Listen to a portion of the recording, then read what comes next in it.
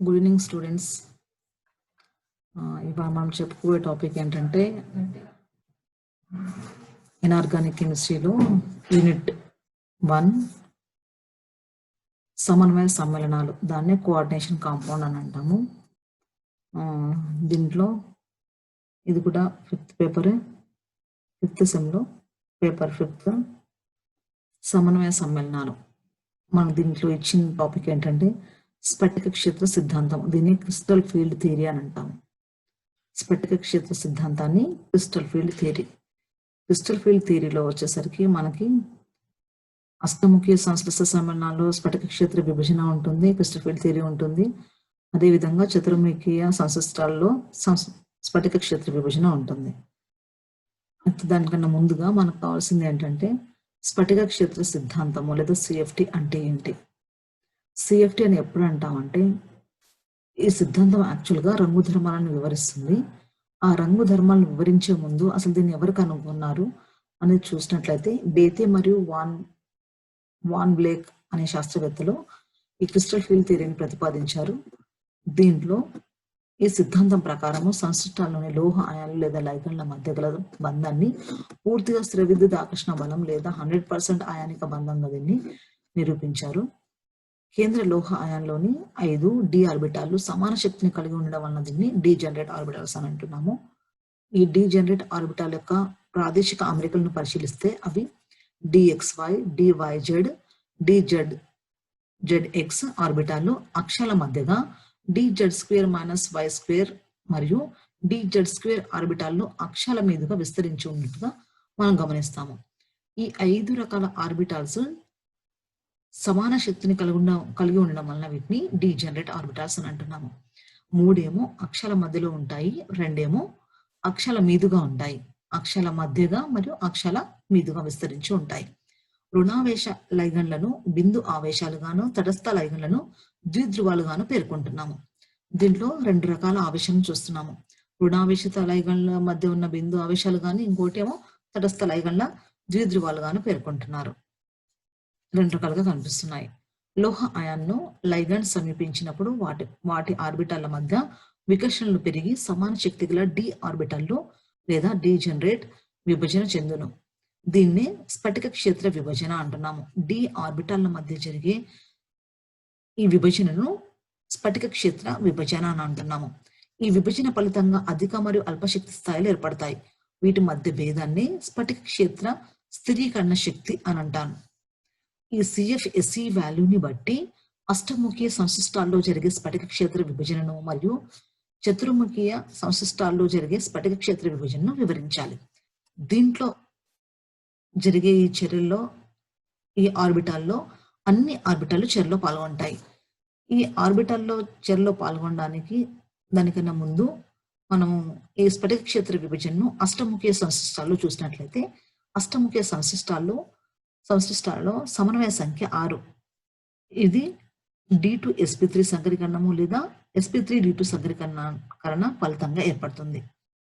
కేంద్ర లోహ అయాన్లోని 5 ఆర్బిటాలు మొదట డీజనరేట్ ఆర్బిటాల్స్ గా ఉంటాయి. ఈ ఆర్బిటాల్స్ కు సమీపంగా లైగండ్ ఆర్బిటాలు వచ్చినప్పుడు డీజనరేట్ ఆర్బిటాల్స్ ఉద్రిక్త స్థితిని పొందును. తర్వాత లైగన్లోని లోహ అయాన్లను అష్టముఖీయ నిర్మాణంలో XYZ అక్షాల పరంగా చేర్చుతారు. ఈ క్రమంలో అక్షాల మీదుగా విస్తరించి ఉన్న dz2 - y2 మరియు dz2 ఆర్బిటాల్లో ఎక్కువ వికర్షణకు లోనై అధిక శక్తి స్థాయిని పొందుతాయి. వీటిని ఈజీ ఆర్బిటాల్స్ అంటున్నాము. అధిక శక్తి స్థాయిని పొందిన ఎక్కువ వికర్షణకు లోనైన ఆర్బిటాల్స్ ని ఈజీ ఆర్బిటాల్స్ అంటున్నాము. అక్షాల మధ్యగా విస్తరించి ఉన్న dxy, dyz, dxz ఆర్బిటాల్లో తక్కువ వికర్షణకు లోనై అల్పశక్తి స్థాయిని పొందుతాయి. కాబట్టి వీటిని T2G ఆర్బిటాల్స్ అని అంటున్నాము. అధిక శక్తి స్థాయిలో ఉన్న ఆర్బిటాల్స్ ని ఈజీ ఆర్బిటాల్స్ అని, తక్కువ శక్తి స్థాయిలో ఉన్న అంటే అల్పశక్తి స్థాయిలో ఉన్న ఆర్బిటాల్స్ ని T2G ఆర్బిటాల్స్ అని పేర్కొనడం జరుగుతుంది. దీనిలో ఈజీ మరియు T2G ఆర్బిటాల మధ్య వ్యత్యాసాన్ని ΔO లేదా సిఎఫ్ఎస్సి అని అంటాము. ఈ విలువ లైగన్ల క్షేత్ర స్వభావంపై ఆధారపడి ఉంటుంది. విభజన అనంతరం ఈజీ ఆర్బిటాల్లో ఒక్కొక్కటి 0.6 డెల్టా జీరో మేరకు అధిక శక్తి స్థాయిని T2G ఆర్బిటాల్లో 0.4 డెల్టా జీరో మేరకు తక్కువ శక్తి స్థాయిని చేరుకుంటాయి. T2G ఆర్బిటాల్ మరియు EG ఆర్బిటాల మధ్య వ్యత్యాసాన్ని డెల్టా జీరోతో చూపిస్తున్నాం కాబట్టి ఈ డెల్టా జీరో వాల్యూ EG ఆర్బిటాల్లో మరియు T2G ఆర్బిటాల్లో ఏ విధంగా ఉంటాయంటే EG ఆర్బిటాల్లేమో 0.6 డెల్టా జీరోని, T2G ఆర్బిటాల్లేమో 0.4 డెల్టా జీరో మేరకు తక్కువ శక్తి స్థాయిని చేరి ఉంటాయి. దీంట్లో మనము స్టెప్ 1, స్టెప్ 2, స్టెప్ 3 చూసినట్లయితే స్టెప్ 1లో మనకు ఒక ఆర్బిటాల్ యొక్క విభజనలో డి ఆర్బిటాల్ యొక్క విభజనలో 5 ఎలక్ట్రాన్స్ ఉన్నాయి. 5 ఎలక్ట్రాన్ల యొక్క విభజన స్టేజ్ 1, స్టేజ్ 2, స్టేజ్ 3. ఈ విభజన ఏ విధంగా జరుగుతుంది? ఈ విభజన రెండింటి మధ్య వ్యత్యాసాన్ని మనము 10dQతో అంటే I డెల్టా జీరోతో సూచిస్తాము. తక్కువ శక్తి స్థాయిలో ఉన్నవి EG ఆర్బిటల్స్, ఎక్కువ శక్తి స్థాయిలో ఉన్నవి T2G ఆర్బిటల్స్. ముందుగా T2G ఆర్బిటల్స్ చేరిన తర్వాత EG ఆర్బిటాల్లోనికి ప్రవేశిస్తాయి. దీంట్లో స్టేజ్ 1లో లైగాండ్ క్షేత్ర ప్రభావం లేని సమక్షంలో కేంద్ర లోహ అయాన్ డీజనరేట్ ఆర్బిటాల్స్ మొత్తం 5 ఎలక్ట్రాన్స్ ఉంటాయి. లైగాండ్ల క్షేత్ర ప్రభావం వలన ఉధృత స్థితిలో డీజనరేట్ ఆర్బిటాల్స్ భూశక్తి స్థాయి నుంచి ఎలక్ట్రాన్లు ఉధృత శక్తి స్థాయిలోనికి ప్రవేశిస్తాయి. స్టేజ్ 3లో లైగాండ్ క్షేత్ర ప్రభావం వలన అష్టముఖియ సంశ్లిష్టాల్లో స్ఫటిక క్షేత్ర విభజన. స్ఫటిక క్షేత్ర విభజన ఎక్కడ జరుగుతుంది? లైగాండ్ యొక్క క్షేత్ర ప్రభావం వలన అష్టముఖియ సంశ్లిష్టాల్లో జరుగుతుంది. అష్టముఖియ సంశ్లిష్టాల్లో జరిగినప్పుడు T2G యాక్చువల్ గా అష్టముఖ్యంలో తక్కువ శక్తి స్థాయిని కలిగి ఉంటుంది. EG ఆర్బిటాల్ ఎక్కువ శక్తి స్థాయిలో కలిగి ఉంటాయి. దాని యొక్క డెల్టా జీరో వాల్యూ ఎలా ఉంటుందంటే -0.4 డెల్టా జీరోని, EG ఆర్బిటాల్స్ ఏమో +0.6 డెల్టా జీరోని కలిగి ఉంటాయి. స్టేజ్ 3లో వచ్చేసరికి T2G నుంచి ఎలక్ట్రాన్స్ EGలోనికి, కానీ ఇక్కడ వచ్చిన 5 ఎలక్ట్రాన్స్ కూడా ఎలా ప్రవేశిస్తాయంటే ముందుగా EG ఆర్బిటాలను ప్రవేశించిన తర్వాతనే EG ఆర్బిటాల్లోనికి, T2Gలో ప్రవేశించిన తర్వాతనే EGలోనికి ప్రవేశిస్తాయి. T2G ఆర్బిటాల్లో ఏ ఎలక్ట్రాన్స్ ఉంటాయంటే DXY, DYZ, DXZ orbitals. EG ఆర్బిటాల్లో DX² - Y² మరియు DZ² ఆర్బిటాల్స్ 2 మాత్రమే ఉంటాయి. టోటల్ 5 ఎలక్ట్రాన్స్, 5 ఆర్బిటాల్స్ ఉంటాయి. దానిలో వచ్చి చేరే ఎలక్ట్రాన్స్ బట్టి మనం తీసుకున్న ఎగ్జాంపుల్ ని బట్టి ఆ ఎలక్ట్రాన్స్ వచ్చే ప్రవేశము T2G నిండిన తర్వాత EGలోనికి ప్రవేశిస్తాయి. దీని తర్వాత స్ఫటిక క్షేత్ర స్థిరీకరణ శక్తి CFSE ఏ విధంగా ఉంటుంది, ఏ విధంగా జరుగుతుంది? తక్కువ శక్తి స్థాయిలోని ఆర్బిటాలను ఎలక్ట్రాన్లు వర్ణనాత్మకంగా ఆక్రమించడం ద్వారా పొందే శక్తిని స్ఫటిక క్షేత్ర స్థిరీకరణ శక్తి అని అంటాము. CFSE ప్రపోర్షనల్ సంశ్లిష్ట స్థిరత్వము. విభజన అనంతరము ఎలక్ట్రాన్లు ఆక్రమించే విధానము లైగండ్ స్వభావంపై ఆధారపడి ఉంటుంది. బలమైన లైగండ్ల సమక్షంలో ఎలక్ట్రాన్లు అల్పశక్తి స్థాయిలో జతకూడి పూర్తిగా నిండిన తర్వాత అధిక శక్తి స్థాయిలకు ప్రవేశిస్తాయి. బలహీన లైగండ్ల సమక్షంలో హుండ్ నియమానుసారంగా ఎలక్ట్రాన్లు ఆర్బిటాల్స్ లోనికి ప్రవేశించును. బలమైన లైగండ్ల సమక్షంలో ఎలక్ట్రాన్లు అల్పశక్తి స్థాయి నుంచి అధిక శక్తి స్థాయిలోనికి ప్రవేశిస్తాయి. అదే బలహీనమైన లైగండ్ల సమక్షంలో అది హుండ్ నియమానుసారంగా ఎలక్ట్రాన్లు ఆర్బిటాల్లోనికి ప్రవేశిస్తాయి. అంటే అష్టముఖ్య సంశ్లిష్టాల్లో జరిగే T2G, EG ఆర్బిటాల్ యొక్క ప్రవేశము వేరువేరుగా ఉంటుంది. ఫర్ ఎగ్జాంపుల్, బలమైన లైగండ్ల సమక్షంలో అష్టముఖ్య సంశ్లిష్టాల్లోని D ఆర్బిటాల్లో ఎలక్ట్రాన్ల యొక్క అమరిక. D ఆర్బిటాల్లో ఉన్న ఎలక్ట్రాన్ల యొక్క అమరికను అష్టముఖ్య సంశ్లిష్టాల్లో మాత్రమే చూస్తున్నాము. ఇప్పుడు అది దేని మధ్య చూస్తున్నాము? బలమైన లైగండ్ల సమక్షంలో. బలమైన లైగండ్ల సమక్షంలో జరిగినప్పుడు ఎలక్ట్రాన్ల యొక్క ప్రవేశము అల్ప శక్తి స్థాయి నుంచి అధిక శక్తి స్థాయిలోనికి, అంటే జతకూడిన ఎలక్ట్రాన్లు పూర్తిగా అల్పశక్తి స్థాయి నుంచి అవి అధిక శక్తి స్థాయిలోనికి ప్రవేశిస్తాయి. ఫర్ ఎగ్జాంపుల్, లోహ అయాన్లోని D ఎలక్ట్రాన్ల యొక్క సంఖ్యను చూసినట్లయితే, ఫర్ ఎగ్జాంపుల్ D ఎలక్ట్రాన్ల సంఖ్య 1 అయినప్పుడు అది T2Gలో ఒక ఎలక్ట్రాన్ని, EG ఆర్బిటాల్లో ఎలక్ట్రాన్లు ఉండవు. అప్పుడు CFSE అంటే డెల్టా జీరో వాల్యూ ఎలా ఉంటుందంటే ఒక ఎలక్ట్రాన్ T2Gలో మాత్రమే ప్రవేశిస్తుంది, EGలోనికి ప్రవేశించదు. కాబట్టి దాన్ని మనం -0.4 అని రాస్తున్నాము. అప్పుడు ఒంటరి జంట ఎలక్ట్రాన్ల సంఖ్య 1గానే ఉంటుంది. అదేవిధంగా లోహ అయాన్లోని D ఎలక్ట్రాన్ల సంఖ్య 2 అయినప్పుడు అవి T2G ఆర్బిటాల్లోనే ఉంటాయి 2 ఎలక్ట్రాన్లు. మొత్తం 3 ఎలక్ట్రాన్స్ T2Gలో ఈజీలో 2 ఎలక్ట్రాన్స్ కాబట్టి ఇప్పుడు మనం తీసుకున్న లోహ ఎలక్ట్రాన్ల సంఖ్య 2 కాబట్టి ఎలక్ట్రాన్లు కూడా T2Gలోనే 2 ఎలక్ట్రాన్లు ఉండిపోతాయి. ఈజీ ఖాళీగా ఉంటుంది. అప్పుడు CFSEలో డెల్టా జీరో వాల్యూ ఎలా ఉంటుందంటే 2 ఇంటూ -0.4 అంటే మనకు మొత్తం ఎన్ని ఎలక్ట్రాన్స్ అక్కడ 2 ఎలక్ట్రాన్స్ కాబట్టి ఇంటూ చేస్తే మనకి -0.8 డెల్టా CFSE వాల్యూని కలిగి ఉంటుంది. అప్పుడు దానిలో ఉండదగిన ఒంటరి జంట ఎలక్ట్రాన్ల సంఖ్య 2. అదేవిధంగా లోహ అయాన్లోని డి ఎలక్ట్రాన్ల సంఖ్య 3 అయినప్పుడు T2Gలో ఎలక్ట్రాన్ల యొక్క అమరిక 3గా ఉంటుంది. ఈజీలో ఎలక్ట్రాన్స్ ఉండవు. అప్పుడు మనం తీసుకున్న CFSE వాల్యూ ప్రకారము 3 ఇంటూ -0.4 ఇజ్ ఈక్వల్ టు మనకి ఏమొస్తుందంటే 12 అంటే -1.2 డెల్టా జీరోని కలిగి ఉంటుంది. అప్పుడు ఒంటరి జంట ఎలక్ట్రాన్ల సంఖ్య మొత్తము 3 అవుతాయి.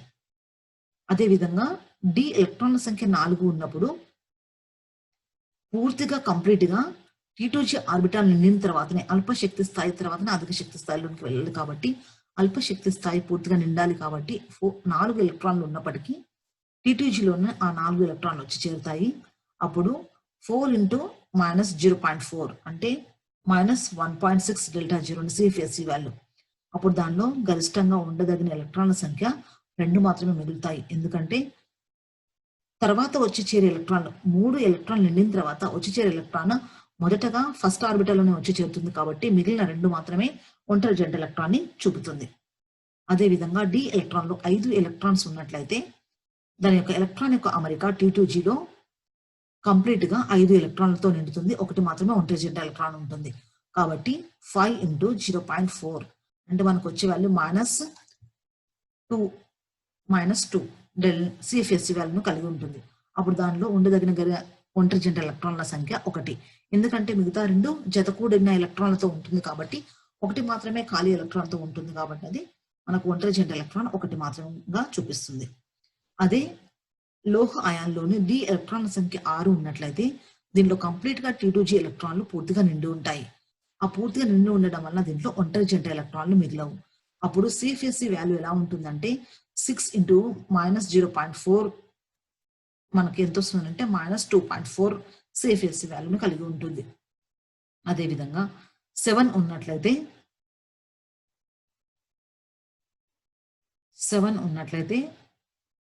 T2G కంప్లీట్ గా నిండి ఉంది కాబట్టి ఈజీ ఆర్బిటాల్లోనికి ఒక ఎలక్ట్రాన్ వచ్చి ప్రవేశిస్తుంది. అప్పుడు మనకు వచ్చే ఎలక్ట్రాన్ల యొక్క సంఖ్య ఒంటరి జంట ఎలక్ట్రాన్లు 1 దాంతోపాటు 6 ఇంటూ -0.4 ప్లస్ ఒక ఎలక్ట్రాన్ ఈజీ ఆర్బిటల్లో ప్రవేశించింది కాబట్టి 1 ఇంటూ 0.6 మొత్తం మనకు వచ్చేసరికి ఇక్కడ CFSE వాల్యూ 1.8 డెల్టా జీరో వస్తుంది. ఒంటరి జంట ఎలక్ట్రాన్ 1 వస్తుంది. 8 ఎలక్ట్రాన్స్ ఉన్నప్పుడు ఈజీ ఆర్బిటాల్లోనికి ఇంకొక ఎలక్ట్రాన్ ప్రవేశిస్తుంది. కంప్లీట్ గా T2G నిండి ఉంటుంది కాబట్టి మనకి ఇచ్చిన దాంట్లో CFSE వాల్యూలో 6 ఇంటూ -0.4 ప్లస్ 2 ఇంటూ 0.6 అంటే మనకు వచ్చేది -1.2 డెల్టా జీరో వస్తుంది CFSE వాల్యూ. అప్పుడు దాంట్లో ఉండదగిన ఎలక్ట్రాన్ల సంఖ్య ఒంటరి జంట ఎలక్ట్రాన్ల సంఖ్య 2. అదేవిధంగా 9 చూసినట్లయితే T2G కంప్లీట్ గా నిండుంది కాబట్టి యాజ్ యూజువల్ గా ఉంటుంది. ఈజీ ఆర్బిటాల్లోనే ఎలక్ట్రాన్ యొక్క ప్రవేశం జరగాలి కాబట్టి మొదట ఆర్బిటాల్లో ఇంకొక ఎలక్ట్రాన్ వచ్చి చేరడం వలన ఒక ఎలక్ట్రాన్ మాత్రమే ఒంటరిగా మిగులుతుంది. కాబట్టి ఒంటరి జంట ఎలక్ట్రాన్ల సంఖ్య 1 మాత్రమే ఉంటుంది. అదే డి ఎలక్ట్రాన్లు 10 ఉన్నట్లయితే మనకు T2G ఈజీ కంప్లీట్ గా నిండి ఉంటాయి. అప్పుడు దాని యొక్క డెల్టా జీరో వాల్యూ కూడా 0గా ఉంటుంది. అప్పుడు దాని యొక్క ఒంటరి జంట ఎలక్ట్రాన్ల సంఖ్య కూడా 0 అవుతుంది. అదేవిధంగా బలహీనమైన లైగన్ల సమక్షంలో అష్టముఖ్య సంశ్లిష్టాలలోని డి ఆర్బిటాల్లో ఎలక్ట్రాన్ అమరిక. ఇంతకుముందు చూసింది బలమైన లైగన్ల సమక్షంలో అష్టముఖ్య సంశ్లిష్టాల్లోని డి ఆర్బిటాల్లో ఎలక్ట్రాన్ అమరిక చూసాము. ఇప్పుడు వచ్చేసరికి బలహీన లైగన్ల సమక్షంలో అష్టముఖ్య సంశ్లిష్టాల్లోని డి ఆర్బిటాల్లో ఎలక్ట్రాన్ అమరికను చూద్దాము. దీంట్లో వచ్చేసరికి లోహ అయాన్లోని డి ఎలక్ట్రాన్ల సంఖ్య సేమ్ యాజ్ గా బలమైన లైగన్ల మధ్య చూసినట్లే సేమ్ అదే విధంగా ఉంటుంది. కానీ దీనిలో మార్పు ఎక్కడ జరుగుతుందనంటే మనం తీసుకున్న లైగన్లో ఎలక్ట్రాన్లు వచ్చి ప్రవేశాన్ని బట్టి మారుతుంది. అక్కడ అమెరికా బలమైన లైగన్లో అల్పశక్తి స్థాయి నుంచి అధిక శక్తి స్థాయిలోకి ప్రవేశించాయి.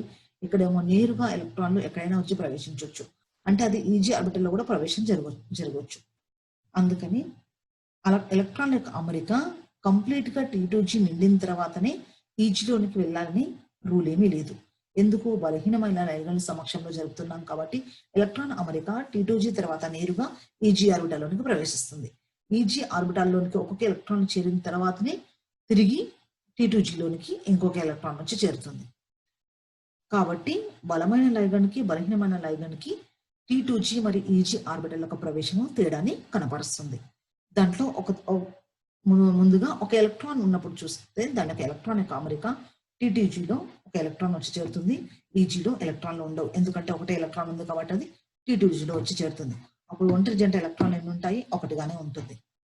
అదే విధంగా రెండు లోహ అయాన్లోని డి ఎలక్ట్రాన్ రెండుగా తీసుకుంటే అవి రెండు కూడా T2Gలోనే రెండు ఎలక్ట్రాన్లు ఉంటాయి.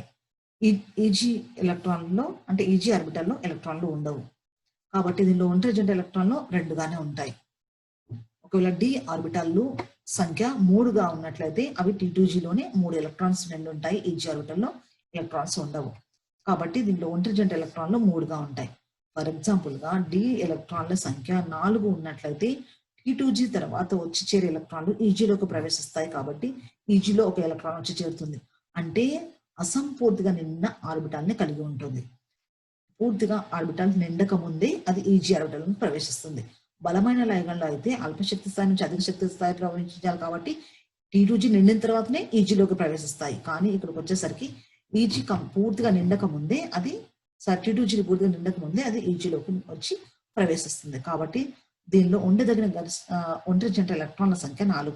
ఎందుకంటే T2Gలో 3 ఎలక్ట్రాన్స్ ఉన్నాయి, ఈజీలో ఒక ఎలక్ట్రాన్ ఉంది. మొత్తం 4 ఎలక్ట్రాన్స్ కాబట్టి ఒంటరి ఎలక్ట్రాన్స్ 4 అవుతున్నాయి. అదేవిధంగా 5 ఎలక్ట్రాన్ ఉన్నప్పుడు 5 కూడా 5 ఆర్బిటాల్స్ కలిగి ఉన్నాయి. 5 ఆర్బిటాల్స్ లో 5 ఎలక్ట్రాన్లు ఒక్కొక్క ఎలక్ట్రాన్ తో ఉంది కాబట్టి దీనిలో కూడా ఒంటరి జంట ఎలక్ట్రాన్లు 5గా ఉంటాయి. 6 డి ఎలక్ట్రాన్ల సంఖ్య 6 ఉన్నప్పుడు T2G మరియు ఈజీలో ఎలక్ట్రాన్ల యొక్క సంఖ్య ఒక్కొక్క ఎలక్ట్రాన్లు చేరిన తర్వాత హుండ్ నియమం ప్రకారం ఒక్కొక్క ఎలక్ట్రాన్ చేరిన తర్వాత మొదటగా వచ్చే ఎలక్ట్రాన్లో కొత్తగా వచ్చే ఎలక్ట్రాన్ వచ్చి చేరుతుంది కాబట్టి ఆర్బిటాల్లోకి వచ్చి చేరుతుంది కాబట్టి దీంట్లో 5 నిండిన తర్వాత మొదటగా వచ్చే ఎలక్ట్రాన్ ఫస్ట్ T2Gలో ఒక ఎలక్ట్రాన్ వచ్చి చేరుతుంది కాబట్టి అది జతకూడిన ఎలక్ట్రాన్ గా మారుతుంది. మిగిలిన 4 ఒంటరిగా ఉంటాయి కాబట్టి ఇది ఒంటరి జంట ఎలక్ట్రాన్లోనికి మారిపోతుంది. కాబట్టి 4 ఒంటరి జంట ఎలక్ట్రాన్ కలిగి ఉంటుంది. ఒకవేళ డి ఎలక్ట్రాన్ల సంఖ్య 7 అయినట్లయితే ఇక్కడ 2 జతకూడిన ఎలక్ట్రాన్స్ ఉంటాయి, 3 ఒంటరి జంట ఎలక్ట్రాన్లు ఉంటాయి కాబట్టి 3 ఒంటరి జంట ఎలక్ట్రాన్లుగా మనం అనుకోవచ్చు. 8 డి ఎలక్ట్రాన్ల సంఖ్య ఉన్నప్పుడు దీంట్లో T2G ఎలక్ట్రాన్లు పూర్తిగా జతకూడిన ఎలక్ట్రాన్తో ఉంటాయి, ఈజీ ఆర్బిటాల్లు మాత్రమే ఒక్కొక్క ఎలక్ట్రాన్తో ఉంటాయి కాబట్టి ఆ ఒక్కొక్క ఎలక్ట్రాన్ 2 మొత్తం టోటల్ 2 కాబట్టి ఆ 2 ఒంటరి జంట ఎలక్ట్రాన్లుగా చూపిస్తున్నాము. అదేవిధంగా 9 డి ఎలక్ట్రాన్ల సంఖ్య ఉన్నట్లయితే వచ్చి చేరే ఎలక్ట్రాన్ T2G కంప్లీట్ గా నిండింది కాబట్టి ఈజీ ఎలక్ట్రాన్ లో కూడా ఒక ఎలక్ట్రాన్ వచ్చి ప్రవేశిస్తుంది. ఒకటి మాత్రమే ఒంటరి జంట ఎలక్ట్రాన్ కలిగి ఉంటుంది కాబట్టి ఒక ఒంటరి జంట ఎలక్ట్రాన్ ఉంటుంది. అదేవిధంగా డి ఎలక్ట్రాన్ల సంఖ్య 10 ఉన్నప్పుడు పూర్తిగా అవి డి జనరేట్ ఆర్బిటాల్ అయినా అల్పశక్తి స్థాయి కావచ్చు అధిక శక్తి స్థాయిలో ఉన్న ఈ T2G మరియు ఈజీ ఆర్బిటాల్లోనికి ఎలక్ట్రాన్లు పూర్తిగా వచ్చి చేరుతాయి కాబట్టి ఇక్కడ ఒంటరి జంట ఎలక్ట్రాన్లు ఏమీ లేవు కాబట్టి ఒంటరి జంట ఎలక్ట్రాన్లు డి ఎలక్ట్రాన్స్ 10 ఉన్నప్పుడు ఇవి సాధ్యం కాదు. అంటే ఒంటరి జంట ఎలక్ట్రాన్లలో మనం ఏ విధంగా చెప్తున్నాం అంటే జతకూడిన ఎలక్ట్రాన్ల తర్వాత ఏవైతే మిగిలిపోయి ఉన్నాయో వాటిని ఒంటరి జంట ఎలక్ట్రాన్ గా పరిగణిస్తున్నాము. ఇది అష్టముఖ్య సంశిష్టాల్లో డి ఆర్బిటాల్లో జరిగే ఎలక్ట్రాన్ యొక్క అమరిక. ఇది బలమైన లైగండ్ల మధ్య చూసాము, బలహీనమైన లైగండ్ల సమక్షంలో చూస్తున్నాము. నెక్స్ట్ వచ్చేసరికి కాంపౌండ్స్ మధ్య అంటే సంశిష్టాల మధ్య CFSE వాల్యూని ఏ విధంగా లెక్క కడతాము. CFSE వాల్యూని లెక్క కట్టడానికి కొన్ని సమ్మేళనాలు ఇచ్చారు. ఆ సమ్మేళనంలో ఫర్ ఎగ్జాంపుల్ చూసినట్లయితే K4FeCN taken 6 లేదా దాన్ని ఈ విధంగా కూడా రాసుకోవచ్చు FeCN taken 6 - 4 అంటే పైన చూపిస్తుంది ఆవేశాన్ని చూపిస్తుంది. ఆ ఆవేశంలో మనం ఇప్పుడు కనుక్కోవాల్సింది Fe అంటే ఏదైతే లైగండ్ ఉంటుందో ఆ లైగండ్ మనము తీసుకోవాలి. ఆ లైగండ్ ఇక్కడ ఐరన్ యొక్క పరమాణు సంఖ్య చూసినట్లయితే 26, దానికి ఎలక్ట్రాన్ విన్యాసం ఆర్గాన్ 3d6 4s2 4p0. అయితే సంశిష్టాల్లో దీన్ని Fe+2 గా మాత్రమే పరిగణిస్తున్నాం కాబట్టి Fe+2లో argon 3d6 4s0 4p0. Cn బలమైన లైగండ్ కాబట్టి ఇది ఆక్టాహెడ్రల్ D6 అంటే సమన్వయ సంఖ్య 6ను కలిగి ఉంటుంది కాబట్టి ఆక్టాహెడ్రల్. ఈ ఆక్టాహెడ్రల్ ఎనర్జీ T2G 6 ఎలక్ట్రాన్స్ ని Eg బలమైన లైగండ్ కాబట్టి అది పూర్తిగా అల్పశక్తి స్థాయి నుంచి అధిక శక్తి స్థాయిలో ప్రవేశించాలి కాబట్టి ఎలక్ట్రాన్ యొక్క ప్రవేశము T2G నిండిన తర్వాత Eg లోకి ప్రవేశించాలి. T2G యొక్క వాల్యూ -0.4 ΔG అయితే Eg యొక్క వాల్యూ ఏమవుతుంది +0.6 ΔG అవుతుంది. అయితే దీంట్లో మనకు కావాల్సింది ఏంటి, ఇప్పుడు ఆక్టాహెడ్రల్ D6 అంటే 6 ఎలక్ట్రాన్స్ మాత్రమే ఉన్నాయి d ఆర్బిటల్స్ లో. ఆ 6 ఎలక్ట్రాన్స్ దేనిలోకి వచ్చి ప్రవేశిస్తాయి, T2G లో మాత్రమే వచ్చి ప్రవేశిస్తాయి. ఆ 6 ఎలక్ట్రాన్స్ ని మనం CFSE వాళ్ళు చూసినట్లయితే 6 T2G + 0 Eg లో అంటే Eg ఆర్బిటల్ లో ఎలక్ట్రాన్లు లేవని అర్థమవుతున్నాయి. అప్పుడు 6 × -0.4 + 0 × 0.6 అంటే టోటల్ రెండు అది ఇంటూ చేసి ఇది కలిపితే మనకి ఎంత వస్తుంది 2.4 అంటే -2.4 డెల్టా లేదా దాన్ని 10dq అని అంటాము. నెక్స్ట్ అదే విధంగా K3FeCN taken 6 దీన్ని -3 అని కూడా రాసుకోవచ్చు మనము. FeCN taken 6 -3 అయాన్ రూపంలో. ఇప్పుడు దీంట్లో కనుక్కోవాల్సిన ఐరన్ Fe+3 అక్కడేమో Fe+2 ఫెర్రస్, ఇక్కడ ఫెర్రిక్. దీనిలో కూడా ఒక ఎలక్ట్రాన్ ఆల్రెడీ తగ్గిపోతుంది, D6 నుంచి అది దేనిగా మారుతుంది D5 లోకి మారుతుంది కాబట్టి ఇది కూడా ఆక్టాహెడ్రల్ బలమైన లైగండ్ కాబట్టి ఎలక్ట్రాన్స్ ఎక్కడ ప్రవేశిస్తాయి, T2G లో మాత్రమే ప్రవేశిస్తాయి. T2 లో ప్రవేశిస్తాయి కాబట్టి ఎలక్ట్రాన్ ఎన్ని ఉంటున్నాయి, ఓన్లీ 5 మాత్రమే. 5 ఎలక్ట్రాన్స్ 5 ఆర్బిటల్లో ఒక్కొక్క ఎలక్ట్రాన్ ని కలిగి ఉంటుంది. Eg ఆర్బిటల్లో ఎలక్ట్రాన్స్ ఉండవు కాబట్టి -20 లేదా దాన్ని -2dq అని అంటాము. కంప్లీట్ గా నిండున్నప్పుడు మనకు 10dq వచ్చింది. ఇక్కడ ఒకటి అసంపూర్ణంగా ఉంది కాబట్టి మనకి ఎన్ని వాల్యూస్ వస్తే ఆ వాల్యూని బట్టి దాని యొక్క ఎనర్జీని బట్టి మనము -dq ఎన్ని డిక్యూలు ఉంటే అన్ని డిక్యూలు అంటున్నాము. అదేవిధంగా Fe6 -3 దీంట్లో వచ్చేసరికి అయాన్ సేమ్ +3 Fe+3 అయాన్ని కనబరుస్తుంది. దీనిలో కూడా D5 ఇది కూడా ఆక్టాహెడ్రల్ కాకపోతే వీక్ లైగాండ్, అది స్ట్రాంగ్ లైగాండ్, ఇది వీక్ లైగాండ్ అంటే బలహీనమైనది కాబట్టి ఎలక్ట్రాన్ యొక్క ప్రవేశం ఎలా ఉండాలి, హుండ్ నియమం ప్రకారము T2G తర్వాత ఎలక్ట్రాన్లు Eg లోకి ప్రవేశించాలి. అంటే మనకి ఇక్కడ D ఎలక్ట్రాన్స్ లో ఎన్ని ఉన్నాయి, 5 ఎలక్ట్రాన్లు ఉన్నాయి. వాటికి ఎనర్జీ చూసినట్లయితే T2G లో 3 Eg లో 2 5 ఎలక్ట్రాన్లు ఒక్కొక్క ఎలక్ట్రాన్ లో ఒక్కొక్క ఆర్బిటల్ లో వచ్చి చేరుతాయి కాబట్టి దీనిలో వచ్చేసరికి 0dq ని కలిగి ఉంటుంది. T2G లో 3 ఎలక్ట్రాన్స్, పైన కూడా Eg లో 2 ఎలక్ట్రాన్స్, 3 + 2 5 ఎలక్ట్రాన్స్. మనకు దానికి వచ్చేసరికి దాని డెల్టా వాల్యూ 0గా ఉంటుంది. ఇది కంప్లీట్ గా అష్టముఖీయ సంశిష్టాల్లో జరిగే స్ఫటిక క్షేత్ర విభజన. ఇప్పుడు దాని తర్వాత చతుర్ముఖీయ సంశిష్టాల్లో జరిగే స్ఫటిక క్షేత్ర విభజన గురించి చెప్పుకుందాము. ఈ స్ఫటిక క్షేత్ర విభజన అనేది రెండు రకాలని చెప్పుకున్నాం ఇంతకుముందు, అష్టముఖ్యం మరియు చతుర్ముఖ్యం. అష్టముఖ్యం అయితే సమన్వయ సంఖ్య 6 అనుకున్నాము, ఇక్కడ వచ్చేసరికి 4 మాత్రమే ఉంటాయి. ఎటు చూసినా చతుర్ముఖ్యంలో 4 వైపుల మాత్రం నుంచి మనకు లైగన్లు సమీపించాలి. మధ్యస్థ అయానం లోహాయాన్ ఉంటుంది, ఇరువైపుల లైగన్లు అన్నీ ఉంటాయి. ఇది sp3 సంకరీకరణానికి లోనై ఉంటుంది. ఎందుకంటే దీని యొక్క సమన్వయ సంఖ్య 4 కాబట్టి చతుర్ముఖీయంగా ఉంటుంది. కాబట్టి దీంట్లో ఉన్న కార్బన్ల సంఖ్యను బట్టి దీని యొక్క సంకరీకరణం చూసినట్లయితే sp3 సంకరీకరణాన్ని కలిగి ఉంటుంది. ఇది చతుర్ముఖి ఆకృతిలో ఉన్న కేంద్ర లోహ అయాన్ను 4 వైపుల నుండి లైగన్లు సమీపించి ఫలితంగా అక్షాల మధ్య ఉన్న T2G ఆర్బిటాలను లైగాండ్ ఆర్బిటాలు సమీపించడం వలన అధిక వికర్షణకు లోనై అధిక శక్తి స్థాయిని పొందుతుంది. అక్షాల మీదుగా విస్తరించి ఉన్న Eg ఆర్బిటాల్స్ ను తక్కువ వికర్షించడం వలన అల్పశక్తి స్థాయిని చేరుకుంటుంది. ఈ స్ఫటిక క్షేత్ర విభజన ఫలితంగా ఏర్పడ్డ 2 శక్తి స్థాయిల మధ్య భేదాన్ని డెల్టా టీతో సూచిస్తున్నాము. ఇందులో డెల్టా 0తో సూచించాము, ఇక్కడేమో డెల్టా టీతో సూచిస్తున్నాము. డెల్టా టీ = 4/9 డెల్టా 0 అవుతుంది. ఎందుకంటే 4 అనేది సమన్వయ సంఖ్యని, దాంట్లో బలమైన లైగన్ల ఎన్ని లైగన్లు ఉన్నాయి దాని చుట్టూ ఉన్న లైగన్లను బట్టి మనము 4/9 అని చెప్తున్నాము. చతుర్ముఖ సంశిష్టాల్లో జరిగే స్ఫటిక క్షేత్ర విభజన అష్టముఖీయ సంశిష్టాల్లో జరిగే విభజనకు పూర్తిగా వ్యతిరేకంగా ఉంటుంది. చతుర్ముఖీయ సంశిష్టాల్లో ఎలక్ట్రాన్లు Eg ఆర్బిటల్ను ప్రవేశించడం వలన సంశిష్టము 0.6 డెల్టా టీ యూనిట్ల మేరకు స్థిరత్వాన్ని పొందగా T2G ఆర్బిటాల్లోని ఎలక్ట్రాన్ల ప్రవేశించడం వలన 0.4 డెల్టా టీ యూనిట్ల మేరకు అస్థిరత్వాన్ని పొందుతుంది. క్వైట్ ఆపోజిట్ లో ఉంటుంది. అష్టముఖ్యానికి చతుర్ముఖ్యము క్వైట్ ఆపోజిట్ లో ఉంటుంది. మొదటి 2 ఎలక్ట్రాన్లు ఈజీ ఆర్బిటాల్లోనికి ప్రవేశించును, కానీ ఆ తర్వాత వచ్చే ఎలక్ట్రాన్ ప్రవేశం క్రమంగా లైగండ్ క్షేత్రం యొక్క స్వభావంపై ఆధారపడి ఉంటుంది. అంటే ముందుగా వచ్చే చేరే ఎలక్ట్రాన్లు అష్టముఖ్యంలోనైతే T2Gలోనికి, చతుర్ముఖ్యంలోనైతే ఈజీ ఆర్బిటాల్లోనికి. ఈజీ ఆర్బిటాల్లో కింద ఉంటాయి, T2G ఆర్బిటాల్లో పైన ఉంటాయి. దీనిలో కూడా స్టెప్ 1, స్టెప్ 2, స్టెప్ 3 3 రకాల ఎనర్జీ లెవెల్స్ ఉంటాయి. ఆ ఎనర్జీ లెవెల్స్ లో తీసుకున్న డి వాల్యూని బట్టి ఆ స్టేజ్ 1 తర్వాత ఉద్రిక్త శక్తి స్థాయి, ఉద్రిక్త శక్తి స్థాయి తర్వాతనే దాని యొక్క విభజన జరుగుతుంది. ఆ విభజనలో ముందుగా వచ్చేది కిందున్నదేమో ఈజీ ఆర్బిటాల్స్, పైన ఉన్నవేమో T2G ఆర్బిటాల్స్. ఈజీ ఆర్బిటల్ నిండిన తర్వాతనే T2Gలోకి ప్రవేశించాలి. అదే విధంగా అష్టముఖ్యంలో చూసినట్లయితే మనకు అది కంప్లీట్ ఆపోజిట్ లో కనిపిస్తుంది. కాబట్టి మీరు గుర్తుపెట్టుకోవాల్సింది ఏంటంటే చతుర్ముఖ సంశిష్టాలు సంస్థంగా ఉండకపోవడం వలన T2G మరియు ఈజీలలో G అనే అక్షం లోపిస్తుంది.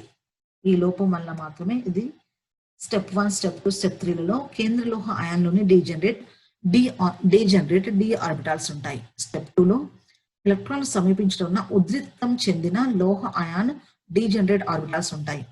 అదే స్టెప్ 3లో చతుర్ముఖ సంశిష్టాల్లో స్ఫటిక క్షేత్ర విభజన జరుగుతుంది.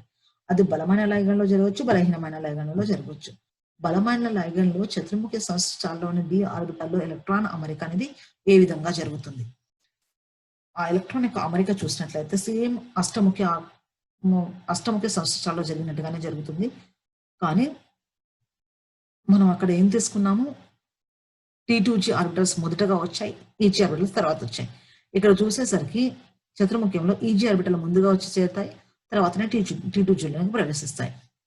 ఫర్ ఎగ్జాంపుల్ ఈ చతుర్ముఖ్యంలో చూసినట్లయితే డి ఎలక్ట్రాన్ల సంఖ్య లోహ అయాన్లోని డి ఎలక్ట్రాన్ల సంఖ్య 1 అయితే అది ఈజీ ఆర్బిటల్లో మాత్రమే ప్రవేశిస్తుంది. కాబట్టి ఈజీ ఆర్బిటల్ యొక్క వాల్యూ కూడా మీకు మారిపోతుంది. అంటే 1 ఇంటూ మనం అక్కడ చూసినట్లయితే -0.4 చూస్తాము, ఇక్కడ వచ్చేసరికి -0.6.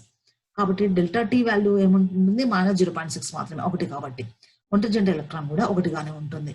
ఒకవేళ డి ఎలక్ట్రాన్ల సంఖ్య 2 అయితే ఆ 2 ఎలక్ట్రాన్లు కూడా ఈజీ ఆర్బిటల్లోనే ఉంటాయి. ఆ ఈజీ ఆర్బిటల్లో ఉంటాయి, T2Gలో ప్రవేశించవు. అప్పుడు దాని యొక్క వాల్యూ 2 ఇంటూ -0.6 అంటే -1.2. అంటే ఎలక్ట్రాన్ల సంఖ్య ఎన్ని అవుతున్నాయి? ఆ 2 కూడా ఉన్నవి ఒంటరి జంట ఎలక్ట్రాన్లే కాబట్టి 2. ఒకవేళ డి ఎలక్ట్రాన్ల సంఖ్య 3 అయినప్పుడు ప్రవేశించే ఎలక్ట్రాన్ ఈజీ ఆర్బిటాల్స్ నిండిన తర్వాతనే T2Gలోకి వచ్చి ప్రవేశించాలి. కాబట్టి 3వ ఎలక్ట్రాన్ ఈజీలోనే వచ్చి ప్రవేశిస్తుంది. కాబట్టి దీనిలో ఒకటే ఒక ఒంటరి జంట ఎలక్ట్రాన్, 1 జతకూడిన ఎలక్ట్రాన్ ఉంటుంది. కాబట్టి దీనిలో ఒంటరి జంట ఎలక్ట్రాన్ 1గా ఉంటుంది. ఫర్ ఎగ్జాంపుల్ 4 అయితే 4 ఎలక్ట్రాన్లు ఈజీ ఆర్బిటల్లో పూర్తిగా నిండిన తర్వాతనే T2Gలో ప్రవేశించాలి. కాబట్టి అక్కడ ఇంకా ఒంటరి జంట ఎలక్ట్రాన్లు ఏమీ లేవు కాబట్టి దీంట్లో 0. అదే విధంగా 5 అయినట్లయితే అది ఈజీ ఆర్బిటాల్స్, అంటే ఈజీ ఆర్బిటాల్స్ కంప్లీట్ గా ఎలక్ట్రాన్ అమరికతో నిండింది కాబట్టి T2Gలో ఎలక్ట్రాన్ ఒక ఎలక్ట్రాన్ వచ్చి చేరుతుంది. 5 ఎలక్ట్రాన్ కాబట్టి 4 నిండిన తర్వాత ఒక ఎలక్ట్రాన్ T2Gలో వచ్చి ప్రవేశిస్తుంది. ఆ ప్రవేశించడం వల్ల ఒక ఎలక్ట్రాన్ మాత్రం ఒంటరిగా ఉంటుంది కాబట్టి దీంట్లో ఒంటరి జంట ఎలక్ట్రాన్ 1గా ఉంటుంది. అదేవిధంగా 6 అయినట్లయితే దీంట్లో ఒంటరి జంట ఎలక్ట్రాన్లు 2 మిగిలి ఉంటాయి, 2 ఒంటరి జంట ఎలక్ట్రాన్ కలిగి ఉంటాయి. 7 అయినట్లయితే పూర్తిగా 3 ఎలక్ట్రాన్స్ T2Gలోనే ఉంటాయి. T2Gలో ఉన్న ఒంటరి జంట ఎలక్ట్రాన్స్ 3 ఒంటరి జంట ఎలక్ట్రాన్ కలిగి ఉంటాయి. 8 ఉన్నప్పుడు ఈజీ కంప్లీట్ గా నిండి ఉండి T2Gలో 1 జతకూడిన ఎలక్ట్రాన్, 2 ఒంటరి జంట ఎలక్ట్రాన్ కాబట్టి 2 ఒంటరి జంట ఎలక్ట్రాన్ గా మిగిలి ఉంటాయి. 9 డి ఎలక్ట్రాన్ల సంఖ్య 9 అయినట్లయితే దానిలో 1 మాత్రమే ఒంటరి జంట ఎలక్ట్రాన్తో, మిగతా అన్ని కూడా జతకూడిన ఎలక్ట్రాన్తో ఉంటుంది. 1 మాత్రమే మనం ఒంటరి జంట ఎలక్ట్రాన్ గా చూపిస్తున్నాము. 10 ఎలక్ట్రాన్స్ కలిగి ఉన్నట్లయితే అన్ని కంప్లీట్ గా నింటాయి. ఈ G మరియు T2G 2 కూడా కంప్లీట్ గా నిండి ఉంటాయి కాబట్టి డెల్టా టీ వాల్యూ అనేది 0గా ఉంటుంది. ఒంటరి జంట ఎలక్ట్రాన్ కూడా 0 అవుతుంది. అదేవిధంగా బలహీన లైగండ్ల సమక్షంలో చతుర్ముఖ సంశిష్టాల్లో డి ఆర్బిటాల్లో ఎలక్ట్రాన్ అమరిక చూసినట్లయితే సేమ్ అష్టముఖి ఆకృతిలో జరిగిన లాగానే, కాకపోతే నియమానుసారంగా ఈ ఎలక్ట్రాన్లు దాని అష్టముఖ్యానికి క్వైట్ ఆపోజిట్ లో ఉంటుంది. ఆ ఆపోజిట్ లో చూసినట్లయితే ఒక ఎలక్ట్రాన్ అయితే ఒక ఎలక్ట్రాన్ ఒంటరి జంట ఎలక్ట్రాన్ కలిగి ఉంటుంది, 2 ఎలక్ట్రాన్ అయితే 2, 3 అయితే 3 ఒంటరి జంట ఎలక్ట్రాన్లు. ఎందుకంటే నేరుగా దేనిలో వచ్చి ప్రవేశిస్తున్నాయో T2Gలోకి వచ్చి ప్రవేశిస్తున్నాయి కాబట్టి ఈజీలో 1, T2Gలో 1, మొత్తం 3. 4 అయినట్లయితే ఈజీ ఆర్బిటాల్లో 1, తర్వాత T2Gలో 2, కాబట్టి మొత్తం 4. 5 ఎలక్ట్రాన్స్ అయితే 5 ఒంటరి జంట ఎలక్ట్రాన్స్ కలిగి ఉంటాయి. ఆర్ అయితే ఈజీ ఆర్బిటాల్లో ఒక జతగూడిన ఎలక్ట్రాన్ ఉంటుంది, మిగిలిన 4 మాత్రమే ఉంటాయి కాబట్టి 4 ఒంటరి జంట ఎలక్ట్రాన్ కలిగి ఉంటాయి. ఇది హున్ నియమం సారంగా జరుగుతుంది కాబట్టి ఒక్కొక్క ఎలక్ట్రాన్ తో నిండిన తర్వాతనే అది వేరే ఆర్బిటాల్లో వచ్చి ప్రవేశించిన తర్వాతనే జత కూడుతుంది కాబట్టి మనము ఈ విధంగా చూపిస్తున్నాం దీన్ని. 7 అయితే ఈజీ ఆర్బిటల్ కంప్లీట్ గా నిండుతుంది.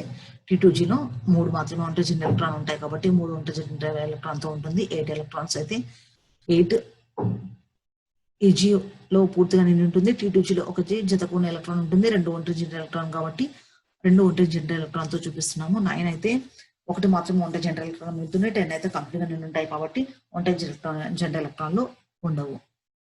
దీంట్లో కూడా టెట్రాహెడ్రల్ చతుర్ముఖి ఆకృతిలో ఉన్న CFSE వాల్యూని లెక్కించడానికి మనం ఈ విధంగా చూడొచ్చు. నికెల్ టెట్రా కార్బోనైల్ కాంపౌండ్ ని చూడొచ్చు. ఇది ఒక సంశ్లిష్ట సమ్మేళనము. ఈ సంశ్లిష్ట సమ్మేళనం నికెల్ యొక్క CFSE వాల్యూని లెక్క కట్టడానికి దీనిలో దాని యొక్క పరమాణు సంఖ్య 28, దాని యొక్క ఎలక్ట్రాన్ విన్యాసాన్ని చూసినట్లయితే 3d8 4s2. కానీ నికెల్ ఎలక్ట్రాన్ విన్యాసం ఏమేమి చూపిస్తున్నాము 3d10 4s0 గా చూపిస్తున్నాము. ఎందుకంటే బలమైన లైగండ్ కాబట్టి ఇది D10 విన్యాసాన్ని కలిగి ఉంటుంది. ఎనర్జీ లెవెల్స్ చూసినట్లయితే Eg4 T2G 6 అంటే 4 ఎలక్ట్రాన్స్ ఈజీ ఆర్బిటల్ చేరుతాయి, 6 ఎలక్ట్రాన్ T2. అంటే మనకు వచ్చే వాల్యూ దాని యొక్క డెల్టా T వాల్యూ ఎలా ఉంటుంది 0గా ఉంటుంది.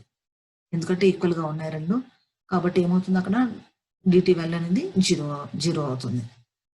For example zinc tetra ammonium అయాన్ని చూసినట్లయితే ఇది కూడా D10 విన్యాసాన్ని, ఇది కూడా బలమైన లైగండ్. దీని యొక్క పరమాణు సంఖ్య చూసినట్లయితే 30, ఎలక్ట్రాన్ విన్యాసము 3d10 4s2 కానీ కాకపోతే దీనిలో మనం జింక్ Zn+2 అయాన్ని చూస్తున్నాం కాబట్టి 3d10 4s0గా ఉంటుంది. దీని లోపల ఎనర్జీ లెవెల్స్ Eg4 T2G 6 గా ఉంటాయి. దీని యొక్క డెల్టా T వాల్యూ కూడా 2 ఈక్వల్లో ఉంటాయి కాబట్టి క్యాన్సిల్ అయిపోతాయి, మైనస్ ప్లస్ వాల్యూస్. అప్పుడు మనకు వచ్చే వాల్యూ ఏమవుతుంది 0 డెల్టా T వాల్యూని కలిగి ఉంటుంది. Thank you.